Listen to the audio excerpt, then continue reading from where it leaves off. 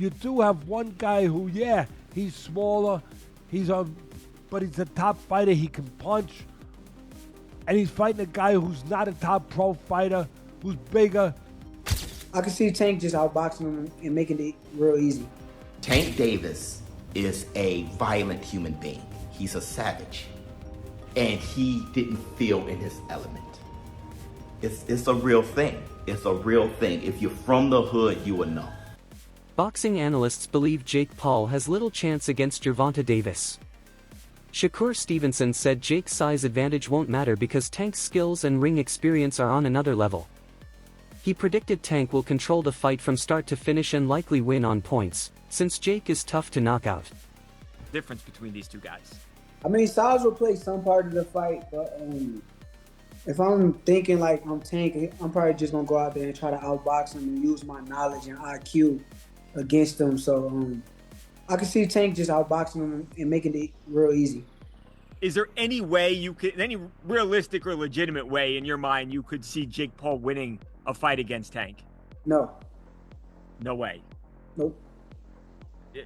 Not a lot of people have talked about Jake and said he's got good power. Not even and I get anything could technically happen, but you don't even see a realistic shot where he could land one big punch, and Tank being so much smaller, he just can't handle the power. Nah, not at all. I think Tank is he's been boxing his whole life. Been boxing since a kid, so I doubt like that's gonna be an issue or problem. I think Jake is good for where he's at, but I think it's just levels. Do you see a more likely chance that Tank wins by decision or by knockout? By decision. I mean, that guy's too big. I don't think that he's just gonna knock that guy out. So I see him like outboxing him. Could you see a realistic possibility where Tank could knock him out? Although more likely that it is, like you just said, a decision. Nah, I don't see him knocking him out, no. Will you watch, Shakur? I mean, no. Obviously, no? Hell no, nah. That ain't really like... I mean, like I said, here's the thing. Like, I got two sides of me when it comes down to it. I got a business side, then I got a competitor side. And from the competitive aspect, it don't excite me for me to be like, okay, I want to watch it. Showbiz the Adult pointed out that Tank has already dealt with bigger and taller fighters like Ryan Garcia. Ryan had speed, height, and explosiveness, but Tank still figured him out and won. He explained that if Tank could close the gap against a proven boxer like Ryan, Jake Paul should be no problem. He stressed that boxing is about timing, distance, and ring IQ, all areas where Tank is superior. Once Jake faces him, Tank's ability to read opponents and set traps will become obvious. Emotionally, see if he's rattled. See, when it's all said and done, the whole talking shit goes out the window. Jake's scared. And let me tell you this too. I looked at I'm sizing them up. I'm looking at Tank and Jake, and I'm looking at them. Tank can reach him too. He reached Ryan Garcia. He reached Mario Barrios. I was like, he ain't gonna be able to reach him. He's gonna reach him. I saw it. Tank's gonna reach him. He knows he's gonna reach him. Listen, I wanna say this too. Funny as hell. Before I say all this, Alicia Baumgardner, shout out to you, girl. I couldn't believe out of all the women to be the first one to do 3 minute, 12 rounds is Alicia Baumgardner. And I really know if I have a great endurance, great stamina, and she's doing this shit. Shout out to Alicia Baumgardner. Because, what's her name, Layla? I don't really know her like that. But she looks like she ain't rattled by Alicia, so that's a perfect dance partner for that. Trying to drag Alicia Baumgardner into lake water, see what's going on with that. Shout out to Alicia Baumgardner. But let's get back to Tank. First of all, Tank knows what he's doing. Tank Davis, he said, he was just making all these implications that it's going to be scripted. When he said, you're paying me, and then he was like, yo, you're going to have to give me extra, and then he said that this is scripted. At the end of the day, I gave this little guy an opportunity. He should be thanking me. I'm paying him. I'm his boss. He reports to me, and I'm going to fucking son him on November 14th. So fuck you, little man. You paying me? Are you paying me? Yeah. 100%?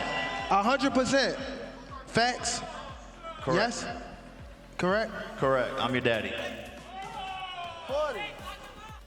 Chris Algieri praised Tank for his star power, saying he brings excitement and fans back to the sport every time he fights. He noted that Jake Paul, while not as skilled, has also boosted boxing's popularity by attracting new audiences. In his view, both fighters are good for boxing in different ways, since they bring attention from different types of fans. About the face of boxing could be Jake Paul soon. And the face of boxing is basically. Yeah, the face of boxing now is based on if you sell and if people tune in and how many eyes are tuning in when you fight. Gervonta Davis had that.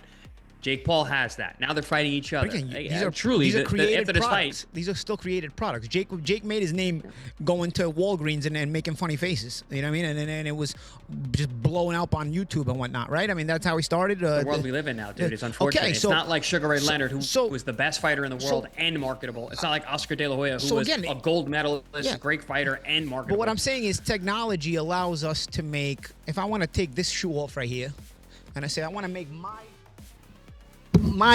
Nike sneaker into the best product possible, and I got enough money to push it behind it. I put it all over your social media platform, and I put it all over your TV set and all over your phone and all over. You know what, bro? You're gonna start to get curious about the shoe. Charleston White dismissed Jake Paul's boxing career as entertainment, not real competition.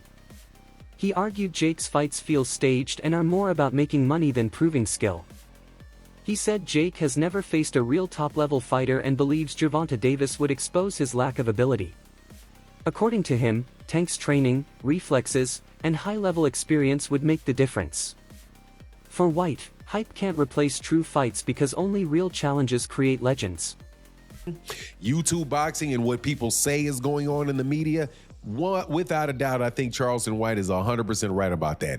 Don't believe anything you hear. Don't believe anything you see. Wait to see how things play out, and ultimately everything will come out in the wash.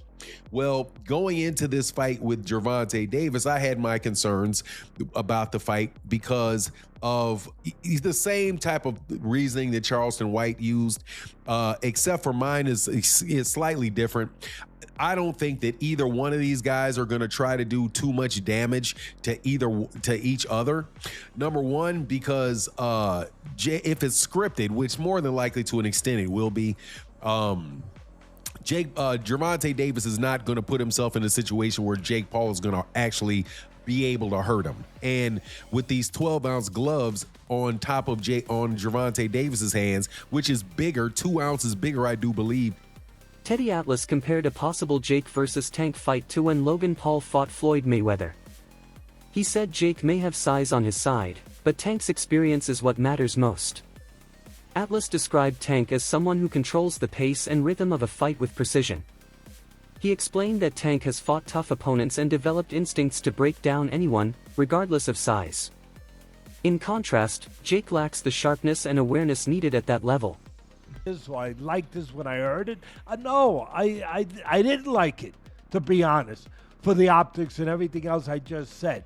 But you do have one guy who, he's smaller, but he's a top fighter. He can punch, and he's fighting a guy who's not a top pro fighter, who's bigger. What if he hits him on the chin? It'll wind up selling. And that's what'll wind up selling it. The what if. What if Tank makes him do a cha-cha? He hits him on the chin, and Jake Paul, we're going to find out if he can dance. Whoa. Do the cha-cha. That's what's going to sell it. And you can't argue that what if. You can't. I know I get to places that other people won't go and everything else. They just dismiss stuff because it's easier to do that. It's safer to do that. You don't have the bows and arrows coming at you from people that argue with you because you did that. But I don't care. I've had bows and arrows my whole life. I don't care. But that's true. That what if?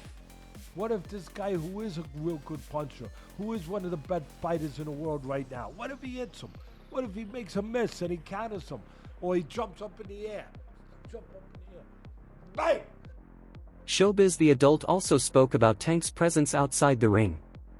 He admitted Tank isn't a smooth talker, but said his confidence comes from his upbringing, not his words. Showbiz explained that Tank's body language shows calmness and certainty during press events. He added that Jake may be strong in promotion, but Tank's power and authenticity speak for themselves. Tank Davis is a violent human being. He's a savage. And he didn't feel in his element. It's a real thing. It's a real thing. If you're from the hood, you will know. It's kind of like taking a guy from the block and putting him in the corporate world in a business meeting. He's going to be so out of his element that he's just, you know, he doesn't even know how to argue without sounding like, I'm gonna whoop your ass, I'm gonna beat you. The way Jake was doing things, he had the clowns coming out. Some experts warned fans not to underestimate size differences. They reminded everyone that weight classes exist for a reason. Tank's power is dominant at lightweight, but Jake is naturally much bigger.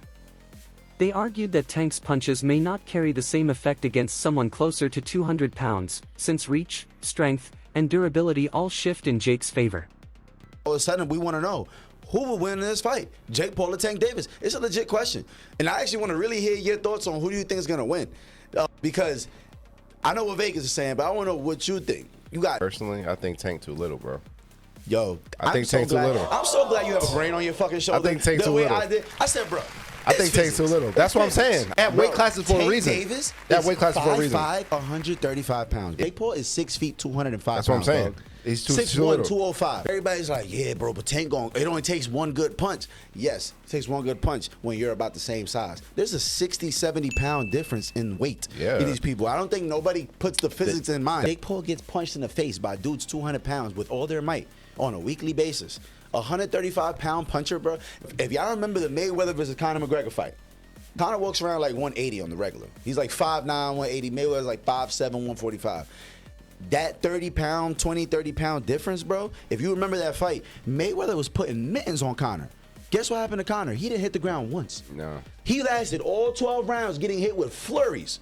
I'm talking about Mayweather was having his time. He's being cocky with it, hitting him with all kind of combos. And we're watching the last 3 rounds of that shit like, yo, knock him out. And you know what? He could not knock him out because Conor gets punched by people that are 170, 180 pounds on a regular. And just that 20, 30-pound difference, it was like impossible for him to do anything. And that's exactly what I feel like is going to happen versus Jake and Tank. Despite doubts, Jake Paul continues to entertain fans and bring energy to boxing. His fights spark debate and attention, whether people like him or not. Critics may call it a money grab, but others say he keeps boxing in the headlines. Every time Jake's name is linked to a fight, interest rises. Fans tune in for the unpredictability, and even purists admit his involvement adds drama and attention to the sport. A lot of people said, this is bad for boxing, this is bad for boxing.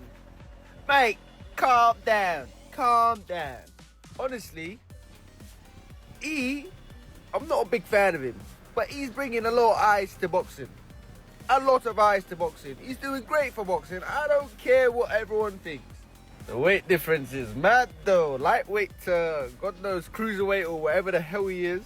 Oh, Gervonta might get thumped up, you know. Hey, if he gets bashed up, I can never go on TikTok live again.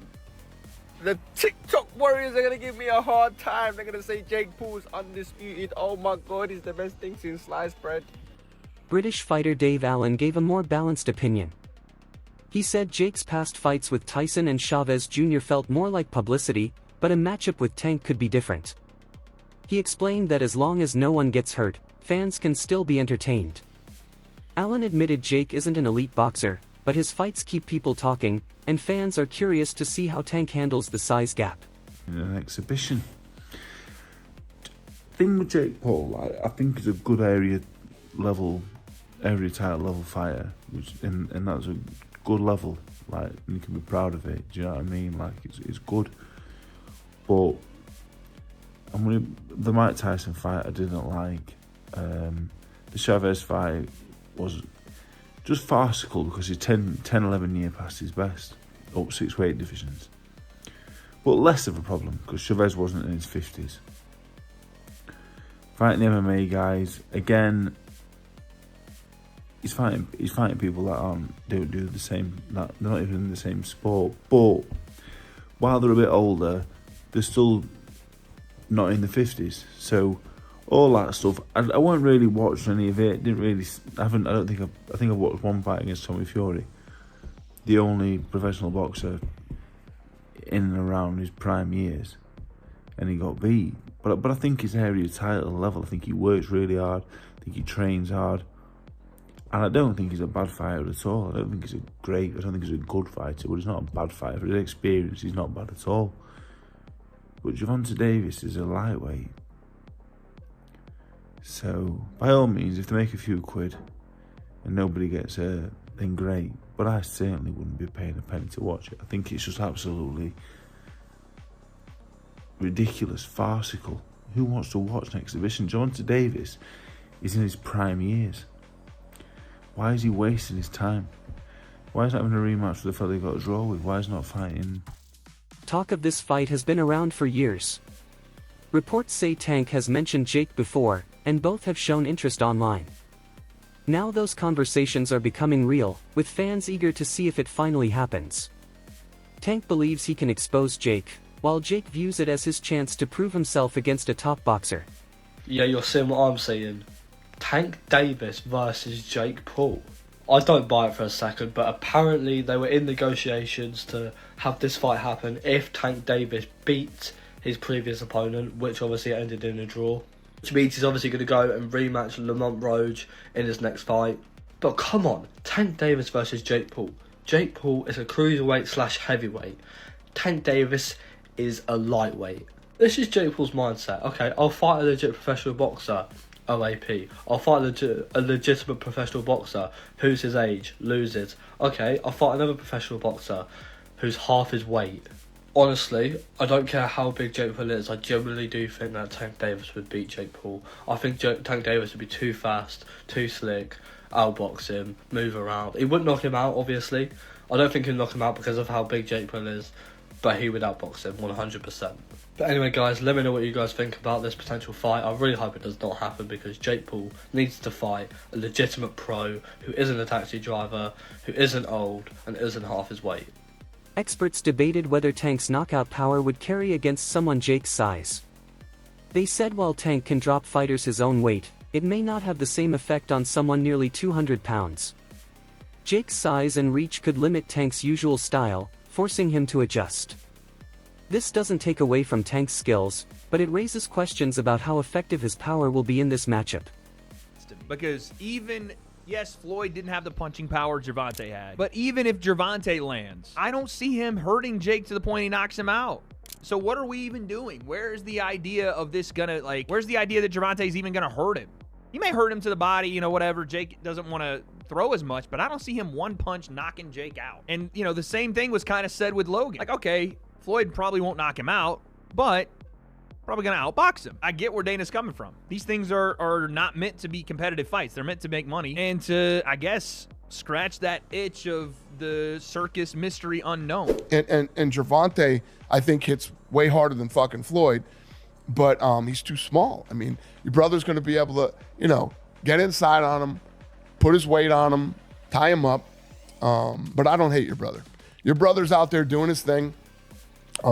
But it cracks me up that they want to start suing people that are talking shit when your brother talks more shit than anybody talks. I think the thought process behind it is, okay, so Jake and I are obviously pretty polarizing individuals, and when an echo chamber starts and a rumor mill starts of like staged fight bullshit, which like these fights aren't staged, that's just, it's at that level, it's like almost impossible. I think they think that it affects the business and it affects the brand because people discredit him as. I think that's the theory. So to hold people accountable for legitimate perpetuating meaning, the rumor. Legitimate meaning not fixed. Correct. Right. Yeah. And which is, I mean, again, Dana would do the same thing if his company became known for doing fixed fights when they weren't. Then he would try to find the same way to hold people accountable if they were reputable people saying that, right? So the whole Jake suing people for blatantly trying to say he fixes fights or he stages fights or people have no knockout clauses and all the other bullshit, I understand. Now, again, people need to use their words more accurately if they're upset about what Jake is doing. All you have to do, if you're upset with the way Jake is moving in his career, is say, what some people do say, which is, we like to see Jake challenge himself. We don't want to see these exhibitions, these fights that don't make sense for what you said you want to do or what you purport to want to be in the sport of boxing, which is a world champion. We want to see you fight active fighters around your skill level. That's it. But you can't go on there and go, oh, look, another rigged fight. Oh, look, another fake fight. That wraps up today's video. Stay tuned for more updates, and remember to like, share, and subscribe to Boxing Glory for the latest boxing news and analysis.